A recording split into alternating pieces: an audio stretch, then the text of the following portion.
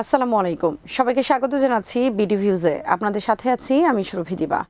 তুরস্কের সমর্থন নিয়ে মিশরের মতো আরেক স্বৈরশাসকের উত্থান ঠেকিয়ে দিয়েছেন লিবিয়ার আন্তর্জাতিকভাবে স্বীকৃত সরকারের প্রধানমন্ত্রী ফায়েজ আল সারাজ।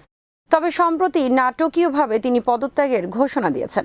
প্রশ্ন উঠছে, সারাজ কেন আকস্মিকভাবে পদত্যাগ করার ঘোষণা দিলেন? তার পদত্যাগের পর তুরস্কের সঙ্গে কেমন সম্পর্ক হবে ভবিষ্যৎ ত্রিপলি সরকারের? এসব প্রশ্নের উত্তর খোঁজার চেষ্টা করব আজ।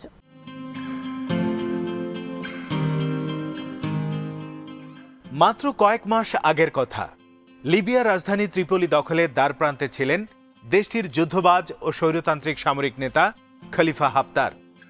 মনে করা হচ্ছিল তার বাহিনী যে কোনো সময় ত্রিপলি দখল করে নেবে। ঠিক এ সময় ত্রাতার ভূমিকায় অবতীর্ণ হয় তুরস্ক। তুরস্কের সামরিক সহায়তায় যুদ্ধের মোড় ঘুরে যায়। পিছু হটতে শুরু করেন হাফতার।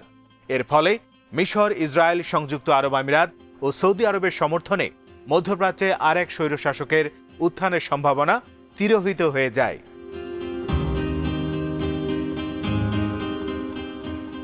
তবে গত 16 সেপ্টেম্বর লিবিয়ায় আন্তর্জাতিকভাবে স্বীকৃত এবং তুরস্ক সমর্থিত জিএনএ সরকারের প্রধানমন্ত্রী ফায়েজ আল সারাজ আকস্মিকভাবে পদত্যাগের ঘোষণা দেন। তিনি জানান, অক্টোবরের পর তিনি আর ক্ষমতায় থাকতে চান না। এতে জল্পনা কল্পনা শুরু হয়, কেন তিনি কোনো চাপ ছাড়াই স্বেচ্ছায় পদত্যাগ করার ঘোষণা দিলেন।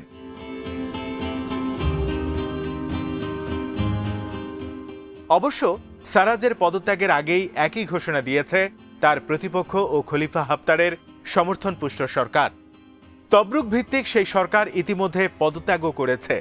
বিশ্লেষকরা বলছেন, সারাজের এই পদত্যাগ তুরস্ক ও যুক্তরাষ্ট্রের হিসেবি গুটি চালানোর অংশ। লিবিয়ায় রক্তাক্ত গৃহযুদ্ধের পরিসমাপ্তি টেনে সেখানে রাজনৈতিক সমাধানের জন্য আন্তর্জাতিক প্রচেষ্টার অংশ দেশটির দুই অংশের সরকারের পদত্যাগ।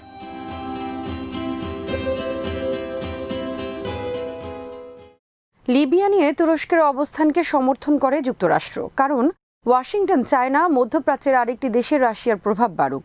এজন্য খলিফা হাফতারের উপর যুক্তরাষ্ট্রের কঠোর চাপ রয়েছে।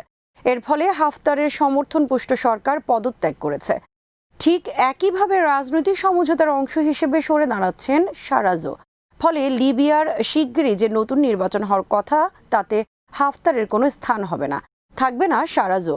এতে দেশটিতে জনগণের প্রতিনিধিত্বকারী একটি সরকারের ক্ষমতা গ্রহণের পথ সুগম হবে।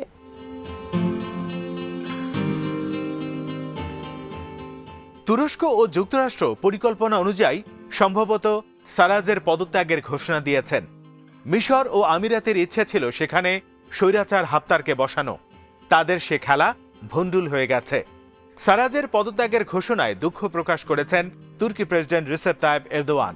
তিনি বলেছেন, এতে লিবিয়ার সঙ্গে তাদের সম্পর্কে কোনো প্রভাব পড়বে না।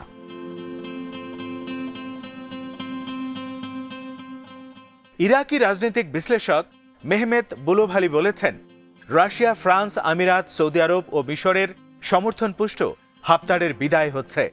সম্ভবত তার স্থলাভিষিক্ত হতে পারেন তবরুক ভিত্তিক সংসদের স্পিকার আহমেদ মাইতিক।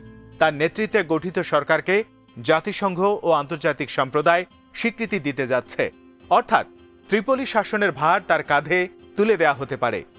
তুরস্ক বংশোদ্ভূত মাইতিক একজন প্রতিষ্ঠিত ব্যবসায়ী। তিনি সারাজের উপপ্রধানমন্ত্রী হিসেবে দায়িত্ব পালন করছেন।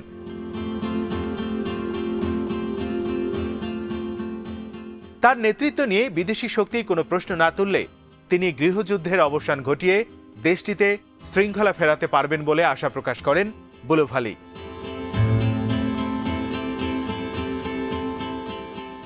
লিবিয়ার গৃহযুদ্ধে বিশ্বশক্তির বিপরীত মেরুতে অবস্থানের জেরে কিছুদিন আগে পূর্ব ভূমধ্য সাগরেও যুদ্ধের দামামা বেজে উঠেছিল। লিবিয়ার বৈধ সরকারের সঙ্গে সমুদ্র সীমা চুক্তির মাধ্যমে সেখানে প্রাকৃতিক গ্যাস অনুসন্ধানের অনুমতি পেয়েছে তুরস্ক। তবে ফ্রান্স, মিশর, গ্রিস তাতে বাধা দিতে যাচ্ছে। এ নিয়ে সম্প্রতি তুরস্কের সঙ্গে তাদের উত্তেজনা চরমে পৌঁছায়। তুরস্ক ও ফ্রান্স রণতরী পাঠায় পূর্ব ভূমধ্য সাগরে।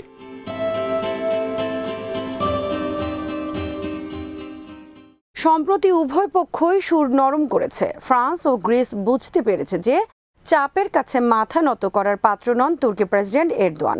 ব্রাসেলসে ন্যাটো সদর দফতরে বৈঠকে মিলিত হয়েছেন তুরস্ক ও গ্রিসের কূটনীতিকরা। দুই দেশের উত্তেজনা প্রশমনে যুক্তরাষ্ট্র কাজ করছে। বুলোভালি বলেন, ন্যাটো সদস্য তুরস্ক ও গ্রিস কেউই যুদ্ধ চায় না, উভয়ই চাচ্ছে সংঘাত এড়াতে। লিবিয়ায় সংঘাত এড়ানো গেলেও ভূমধ্যসাগর কেন্দ্রিক উত্তেজনাও পরিহার করা সম্ভব হবে।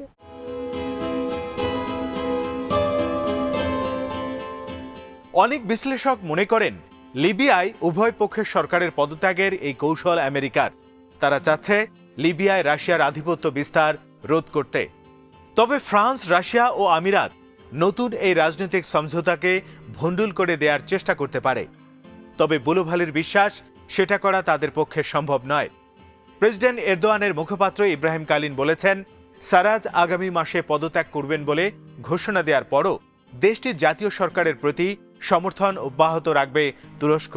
তিনি বলেন, আন্তর্জাতিক সম্প্রদায় স্বীকৃত লিবিয়ার জাতীয় সরকারকে সমর্থন দেয়া এবং গত বছর ত্রিপলির সাথে সই হওয়া নিরাপত্তা চুক্তি সহ সমস্ত দ্বিপক্ষীয় চুক্তি বহাল রাখবে আঙ্কারা।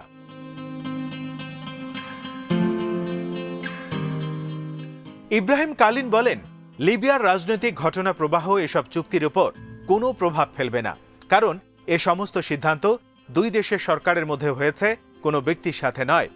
লিবিয়ার ঘটনাবলী নিয়ে আলোচনা করার জন্য তুরস্কের সরকারি কর্মকর্তারা আগামী দিনগুলোতে ত্রিপলি সফর করতে পারেন বলে তুর্কি প্রেসিডেন্টের মুখপাত্র জানান।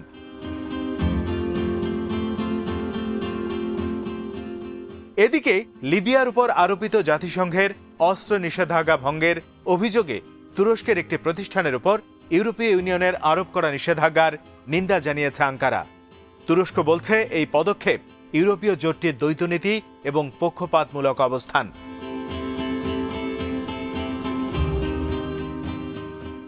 গত জুনে সমুদ্র এলাকায় বিরোধপূর্ণ একটি ঘটনায় জড়ায় দুই ন্যাটো মিত্র ফ্রান্স ও তুরস্ক।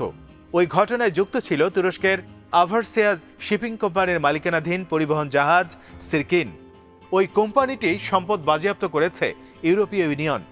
ইউরোপীয় ইউনিয়নের অভিযোগ, ওই জাহাজ ব্যবহার করে লিবিয়ায় অস্ত্র পাচার করছিল কোম্পানিটি।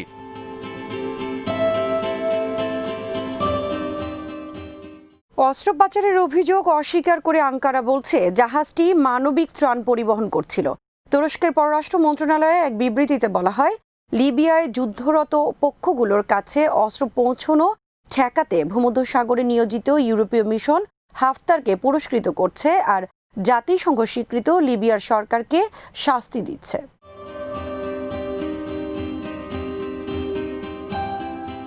তুর্কি পররাষ্ট্র মন্ত্রণালয়ের বিবৃতিতে বলা হয়েছে, ওইসব দেশ এবং তাদের কোম্পানিগুলো আকাশ ও স্থলপথ ব্যবহার করে নিরাপত্তা পরিষদের সিদ্ধান্ত ভঙ্গ করে হাফতারের কাছে অস্ত্র পাঠাচ্ছে, যার যাত্রা শুরু করেছে সংযুক্ত আরব আমিরাত। এটা উপেক্ষা করে বৈধ সরকারকে সহায়তা পাঠানোকে নিষেধাজ্ঞা লঙ্ঘন বলে বিবেচনা করা হচ্ছে। এটা পরিষ্কারভাবে ইঙ্গিত দিচ্ছে ইউরোপীয় ইউনিয়ন পক্ষপাত দুষ্ট।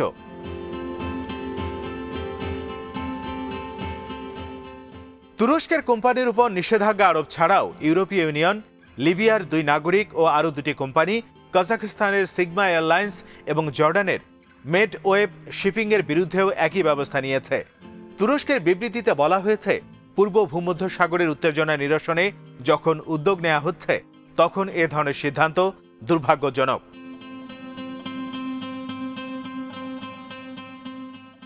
তুরস্কের সঙ্গে লিবিয়ার বহুমাত্রিক সম্পর্ক যে অটুট থাকছে, তার প্রমাণ মিলেছে দুই দেশের যৌথ সামরিক কর্মসূচির ঘোষণা। লিবিয়ার প্রতিরক্ষা মন্ত্রী সালাউদ্দিন নামরুশ বলেছেন, যুদ্ধ বিধ্বস্ত দেশটির সামরিক বাহিনী পুনর্গঠনে সহায়তা দিবে তুরস্ক ও কাতার।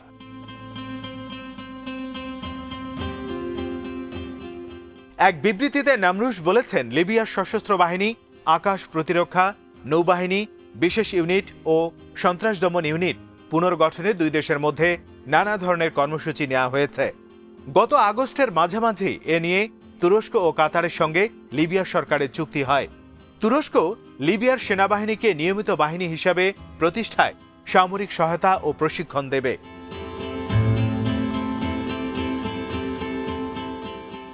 আর্মেনিয়ায় আগ্রাসনের মুখে 1993 সালে স্বাক্ষরিত এক চুক্তির মাধ্যমে আজারবাইজানের সেনাবাহিনী গড়ে তোলায় মুখ্য ভূমিকা পালন করেছিল তুরস্ক।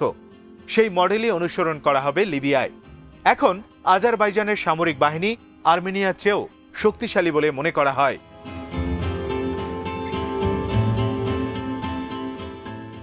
লিবিয়া পরিস্থিতিতে নতুন এক ভূরাজনৈতিক সমীকরণের উদ্ভব ঘটেছে। ইসরায়েলের সঙ্গে আমিরাত ও বাহরাইনের চুক্তির ফলে মধ্যপ্রাচ্যে নতুন যে পরিস্থিতি সৃষ্টি হয়েছে, তাতে ইরান ও তুরস্ক পরস্পরের আরও কাছাকাছি আসার প্রয়োজন অনুভব করছে। লিবিয়াতে তুরস্কের অবস্থানকে সমর্থন করছে মধ্যপ্রাচ্যের গুরুত্বপূর্ণ খেলোয়াড় ইরান। সম্প্রতি আঙ্কারা সফরে গিয়ে ইরানের পররাষ্ট্রমন্ত্রী জাভেদ জারিফ বলেছেন, লিবিয়া ও ইয়েমেন ইস্যুতে তুরস্কের অবস্থানকে সমর্থন করে ইরান। আজ এখানেই শেষ করছি। সবাই ভালো থাকুন, সুস্থ থাকুন আর দেখতে থাকুন বিডি ভিউজ।